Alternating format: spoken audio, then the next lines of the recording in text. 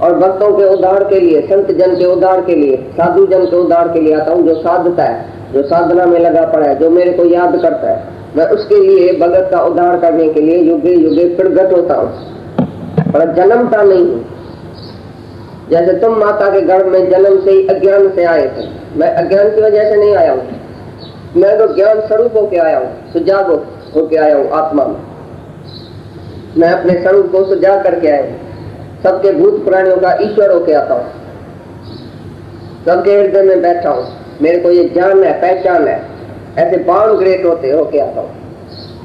जन्म से ही मेरे को पहचान है कि मैं भगवान हूँ। तो उसी भक्तों के उद्धार के लिए और धर्म की इच्छा के लिए मैं जुगे जुगे प्रगट होता हूँ कि ज्ञान उसको देता हूँ, मुक्त करता हूँ सबको।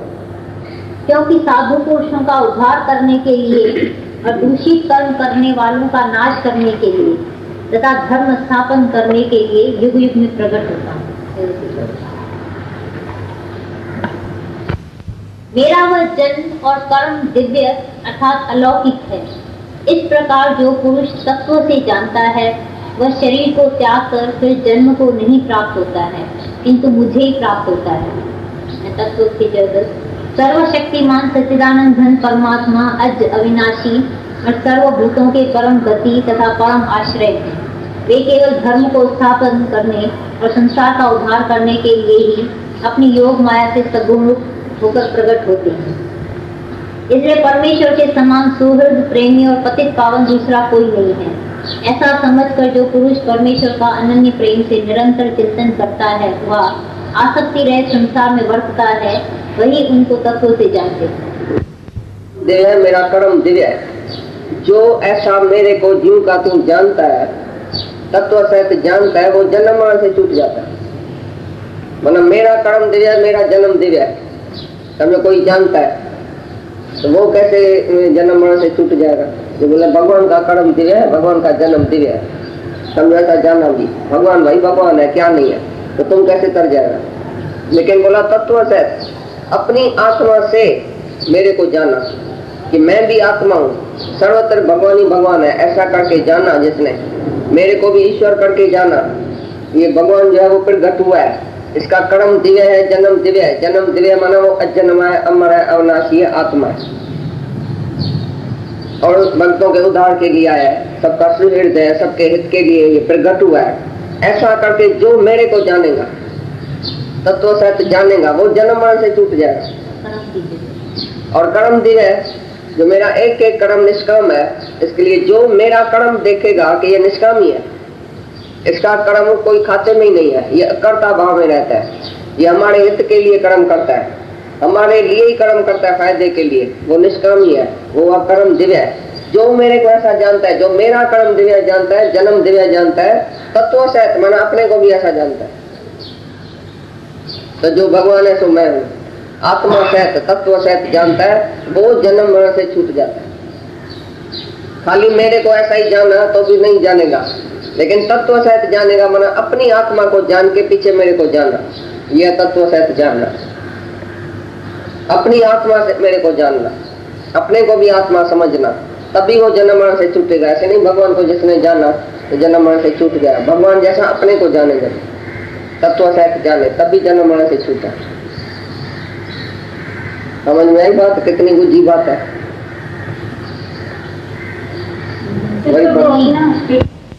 तो तभी मुक्त थो।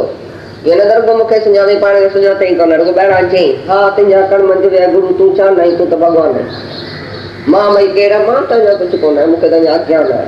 मां तजा फलानी भाई है, मां तजा तिजो पापी भगत है, मुखे तजा पाप है, मुखे तजा मन है, मुखे तजा ही है, पर तू भाई भगवान है। तई करू तरी यो ये कोन थींदो। पहिरीं तत्व सहित जाते ही वो तत्व सहित सॼो ॿुधाईंदो भगवान कीअं है, कहिड़ो है। उन जे 24 घंटा उन समान ध्यान में रहे ऐं पंहिंजो पाण विसरी वञे, आत्मा में रहे, उन जो जन्म मरण कटिजंदो। वरी पर ये क्या भाई, परमात्मा का जन्म दिव्य है। जैसे हम जन्म में आए तैसे वो नहीं आते हैं। वो तो अपनी योग माया को, प्रकृति को वश में करके आता है। हमारे हित के लिए, खाली उद्धार के लिए आता है, अपने सुख के लिए, अपने कर्म अनुसार नहीं आया है, नहीं अपने को जन्म में गाया है। या जन्म मरण में जैसे तुम आता है तैसे वो नहीं आया, तो प्रगट हुआ है। वो बोलते मैं आत्मा हूँ, आत्मा से मैं शरीर धारण करके प्रगट हुआ हूँ। मैं ही निराकार साकार रूप धारण करके अपनी स्वेच्छा से, अपनी विल से आया हूँ, प्रगट हुआ हूँ। और तुम जबरदस्ती आया, क्योंकि तुमने कर्म किया, वासनाएं थी, तो इसके लिए जबरदस्ती धकेला गया तुम जन्म मरण। मैं थोड़ी जबरदस्ती आया हूँ, मैं तो भक्तों के उद्धार के लिए, उसने मेरे को पुकारा तभी मैं आया। पहले भी राग, भय और क्रोध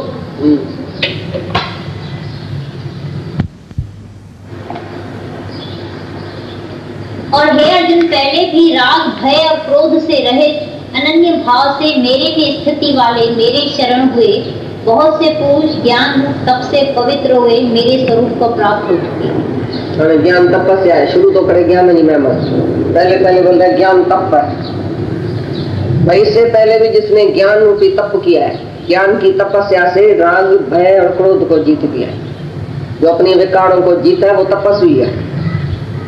जिसको राग नहीं है, किसी से मोह नहीं है, किसी से क्रोध नहीं है, किसी से भय नहीं है, ऐसी तपस्या करने वाला ज्ञान तपस्या से मेरे को प्राप्त होता है। माना ज्ञान भी एक तपस्या है, जो ज्ञान में आता है उसको तप करना पड़ता है, तपस्या करनी पड़ती है। भाई कहाँ मेरा मोह है, कहाँ मेरा द्वेष है, कहाँ मेरा क्रोध आता है, क्यों मेरे को आता है, किसी से भय होता है, मैं क्यों नहीं निर्भय होता हूँ। राग और द्वेष से जो ऊपर उठता है वो एक तपस्वी है, ज्ञानी एक तपस्वी है। ज्ञान बड़े में बड़ी तपस्या है, जिसने राग, भय और क्रोध को जीत लिया वो बड़े में बड़ा तपस्वी। तो ज्ञान एक तप है, ऐसे बोलो। मन इंद्रियों को वो रोकता है, जहाँ जहाँ मन जाता है राग में जाता है तो उधर वैराग लेता है, जहाँ द्वेष में जाता है उधर प्रेम करता है, क्रोध में जाता है उधर आत्मा देखता है, किम्या करता है, भय में जाता है उधर निर्भय आत्मा देखता है अपने को, तो भय में भी नहीं जाता है, सबको आत्मा करके देखता है तो निर्भय हो जाता है। ऐसी तरह से ज्ञान भी एक तपस्या है। जब भी तुम ज्ञान में आएगा, आत्मा के ज्ञान में, तो मन इंद्रियों पर तप करना पड़ेगा, तपस्या करनी पड़ेगी कि राग कहाँ होता है, भय कहाँ होता है, द्वेष कहाँ होता है, क्रोध कहाँ होता है, क्यों आता है।